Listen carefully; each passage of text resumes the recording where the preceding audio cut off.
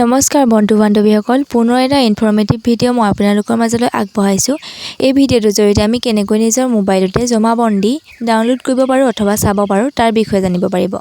প্ৰথমে আমি জমাবন্দী বুলি এনেদৰে সাৰ্চ কৰি ল'ব লাগিব গুগলত। প্ৰথমে যিটো ৱেবছাইট আহিব ধৰিত্ৰী ছাৰ্ভিচেছ ফৰ চিটিজেন ৰেভিনিউজ আছাম, তাত ক্লিক কৰিব লাগিব। ক্লিক কৰাৰ পিছত এনেদৰে আহিব।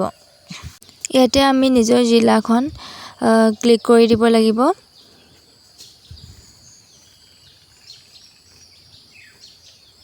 জিলা ক্লিক কৰাৰ পাছত এফালে চক্ৰ বিষয়া কাৰ্যালয়টো নিজৰ যিটো হয় সেইটো ক্লিক কৰি দিব।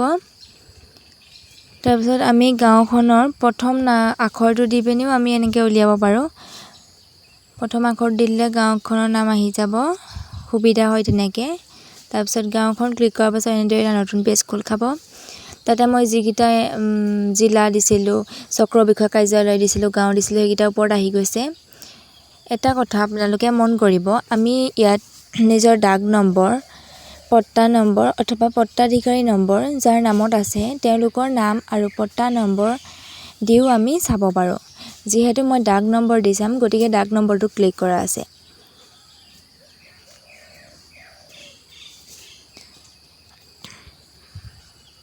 তাৰপাছত মই ইয়াতে কেপচাটো তাত যিটো দিয়া আছে সেইটো লিখি ল'ব লাগিব।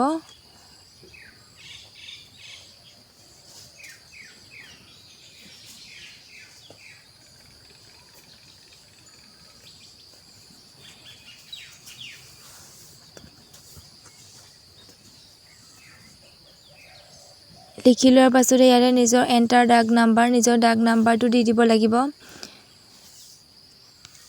এনেদৰে তলত নাম্বাৰ দিয়া থাকিব, তাত গৈ নিজৰ ডাক নাম্বাৰটো দি দিব।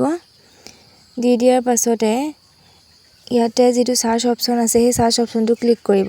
ক্লিক কৰাৰ লগে লগে আপোনাৰ নিজৰ মৌজা আহি গৈছে আৰু ডাক নাম্বাৰটো আহি যাব। সেই ডাক নাম্বাৰটো কাষতে এটা গোল চিহ্নত ক্লিক কৰি দিব। ক্লিক কৰাৰ পিছত চি জমাবন্দী, নিজৰ জমাবন্দীখন আপুনি চাব পাৰিব। এতিয়া সেই জমাবন্দীত ক্লিক কৰাৰ লগে লগে এনেকৈ সম্পূৰ্ণ মোৰ জমাবন্দীখন আহি গৈছে, দেখিবলৈ পাইছে আপোনালোকে। এই জমাবন্দীখনৰ তলত থকা ছেভ অপশ্যনটোত গৈ পিনি আমি জমাবন্দীখন ছেভ কৰিব পাৰোঁ। কেতিয়াবা অৱশ্যে ছাৰ্ভাৰ প্ৰব্লেমৰ কাৰণে সেই ছেভ অপশ্যনটো নাহে, চেষ্টা কৰি থাকিলে আহি যাব।